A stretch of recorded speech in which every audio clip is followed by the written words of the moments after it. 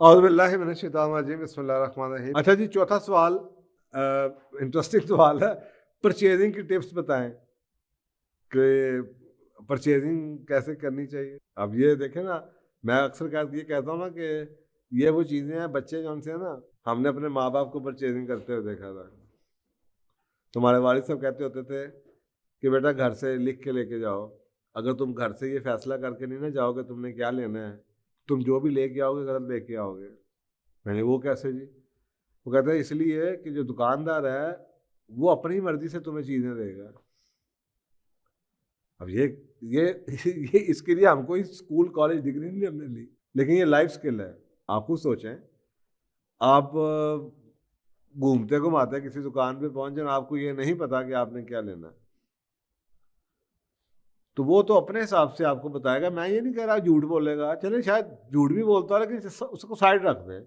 लेकिन उसकी ज़रूरत शायद कुछ और है, उसकी ख्वाहिश शायद कुछ और है, उसको रंग शायद कोई और पसंद है, उसे शायद कपड़े कुछ और पसंद है, दुकानदार की उम्र शायद फ़र्क है आपसे, दुकानदार का शोबा शायद आपसे फ़र्क है, दुकानदार की सोच शायद आपसे फ़र्क है, शायद वो डिफरेंट ड्रामे देखता है और उसको जो जीन्स पसंद है, जो रंग पसंद है, जो कमीज़ पसंद है, वो आपकी उम्र के बंदे को सूट नहीं करती। आप टीचर हैं, उस्ताद हैं, मुअल्लिम हैं, डॉक्टर हैं, इंजीनियर हैं, और आपको वो टाइट कलर की लाल पीली नीली शर्ट नहीं अच्छी लगती, लेकिन वो कह रहा है सर ये तो आज इन है। आपको पता है रात को ड्रामे में फलाना हीरो ने पहनी थी, आप खरीद के तो ले आएंगे, लेकिन आपका अगले दिन जाके तमाशा ही लगेगा।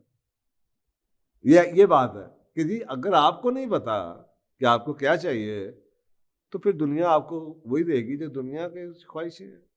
तो एक तो ये बुनियादी तौर पे ये टिप ऐसी है जो कि बचपन से लोगों को दी जानी चाहिए, और ये लाइफ स्किल्स में से है। तो इसके लिए कुछ मोटी-मोटी मैं आपको बातें बता देता हूँ। 2 कॉन्सेप्ट को याद रखिए। एक कॉन्सेप्ट को हम कहते हैं नीड्स और वांट्स, ज़रूरत और ख्वाहिश। ये जो नीड और वांट है, ये ऐसे है कि मुझे दांतों को साफ करने के लिए कुछ चाहिए, इसको कहते हैं नीड। ख्वाहिश मेरी ये है कि मुझे जनाब बहुत ही महंगा इंपोर्टेड किस्म का टूथपेस्ट मिल जाए, ये ख्वाहिश है। दांतों की सफाई के लिए मुझे कुछ चाहिए, ये मेरी ज़रूरत है। अब मुझे कम से कम ये तो एहसास पता होना चाहिए कि जी मैं बाज़ार में जा रहा हूँ, मेरे पास मुझे किस चीज़ की मेरी बेसिक ज़रूरत क्या है, और इसको डिटेल में चले जाए। कभी आपने ये सोचा है कि एक चीज़ होता है जिसकी किसी एक और कॉन्सेप्ट है, एक है प्राइस। कहते हैं प्राइस और value. Value is what you get.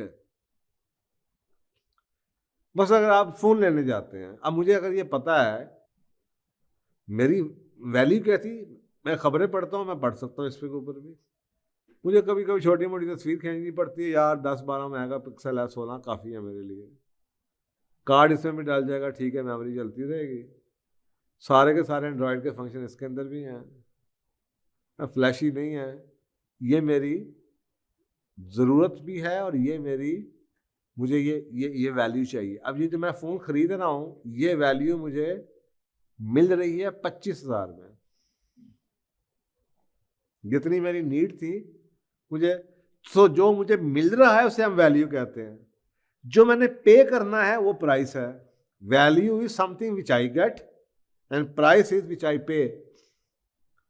तो आपको हैरानगी होगी कि अगर आप फीचर्स का कंपैरिजन करें तो आप देखते हैं ये 4 फोन है, सब के सारे एक जैसे, इनके अंदर आगे पीछे नीड की बेस पर अगर मैं एनालिसिस करता हूँ तो मुझे लगता है यार मेरी तो ये सारे के सारे फीचर तीनों इन सब में पूरे होते हैं, लेकिन इस चीज़ की कीमत 25% 30% ज़्यादा है। ये जो 30% ज़्यादा है जिसकी जस्टिफिकेशन ही कोई नहीं है। सिर्फ जस्टिफिकेशन ये है कि यार ये नया है या इसका ब्रांड अच्छा है या कुछ और है, अदरवाइज फीचर्स में किसी किस्म का कोई फ़र्क नहीं। ये चीज़ें हम कहते हैं होमवर्क। ये होमवर्क की चीज़ें हैं, घर से निकलने से पहले की चीज़ें हैं। मैं बैठा हूँ, मुझे पता होना चाहिए मेरी 8-10 मोटी-मोटी ज़रूरियात क्या हैं। मुझे जनाब ये चलाना है, मुझे कैमरा चलाना है, मुझे ईमेल चलानी है, मुझे मैसेजिंग आनी चाहिए, 2 सिम्स मैंने डालनी है, वगैरह वगैरह। मुझे पता है मेरी ज़रूरियात क्या हैं। फिर नंबर 2, मुझे ये पता होना चाहिए कि मेरे पास बजट कितना है। बल्कि अगर आपको बजट का अंदाज़ा नहीं है तो फिर उसका तरीका भी है कि आप फ़ोन को सर्च करें और आप देखें कि मेरी ये चीज़ें किन किन फ़ोन से मिलती हैं। अब आपको पता चलता है यार ये 8-10 फ़ोन मिल गए, ये सब में ये सब कुछ है। तो आपको अंदाज़ा हो गया कि यार ये जो फ़ोन आपको, जो आपको फ़ीचर्स है ना, जो आपको चाहिए, ये 20,000 रुपए के फ़ीचर है। अब आपने इसी 20,000 को प्लस माइनस को बजट बना लिया। और अब आप देखते हैं कि 20,000 रुपये का बेहतरीन यूज़ क्या है। 20,000 रुपये का बेहतरीन यूज़ ये है कि मैं लेटेस्ट मॉडल का चाइनीज़ मोबाइल ले आऊँ। 20,000 रुपये का बेहतर यूज़ ये है कि मैं लेटेस्ट मॉडल का अपनी ज़रूरत से ज़्यादा मेगापिक्सल का कैमरा ले आऊँ। लेटेस्ट एंड्रॉयड आ जाऊँ जिसका मुझे कोई बेनिफिट नहीं है, लेकिन मैं कहता हूँ 20,000 रुपये मेरा बजट है जी, मैं ले लेता हूँ। आप ये देखें कि उस लाख रुपए के फ़ोन की डेप्रिसिएशन कितनी होगी, क्योंकि फ़ोन की तो साल 1.5-2 साल के अंदर वो आधी कीमत अभी आ जाता है। तो मतलब है कि अबाउट 25% डेप्रिसिएशन है उसकी। तो क्या आप 25,000 रुपया, लाख रुपए का फ़ोन लेके 25,000 में सालाना उसकी कीमत या 40,000 रुपया उसकी कीमत घटाना आपके ख्याल में वाइज डिसीजन होगा? तो ये जो कॉन्सेप्ट है, अब आपको पता चल गया कि जी ये फीचर्स हैं और इस फीचर्स की बेस पे मेरा बजट ये है। अब आपके पास सिर्फ सिलेक्शन ये है कि मैं ये फीचर्स मुझे एक नए मोबाइल में भी मिल रहे हैं जो कि चाइना का है या ज़रा ब्रांड कम है, और 20,000 रुपये का अगर मैं 2 साल का पुराना अच्छे ब्रांड का ले लेता हूँ तो मुझे साल पुराने फ़ोन में भी ये फीचर्स मिल रहे हैं। अब आप कहते हैं इसकी वैल्यू, ये जो सा है ये नया फ़ोन है, ये फ़ोन अपनी कीमत ज़्यादा गिराएगा। ये पुराना फ़ोन है, ये अपनी कीमत गिरा चुका हुआ है, अब ये इतनी परसेंटेज नहीं गिराएगा। तो इसे कहते हैं कि वैल्यू आपको इक्वल मिल रही है और क्वालिटी आपको बेहतर मिल रही है। यानी कि आप पैसे साल पे खर्च करेंगे, लेटेस्ट चीज़ पे खर्च करेंगे तो वो गिरना है, लेकिन अगर आप पैसे क्वालिटी पे खर्च कर रहे हैं तो ये स्टेबल रहनी है। और इसी को बाद में आप कहते हैं आफ्टर सेल इसकी ज़्यादा है जी।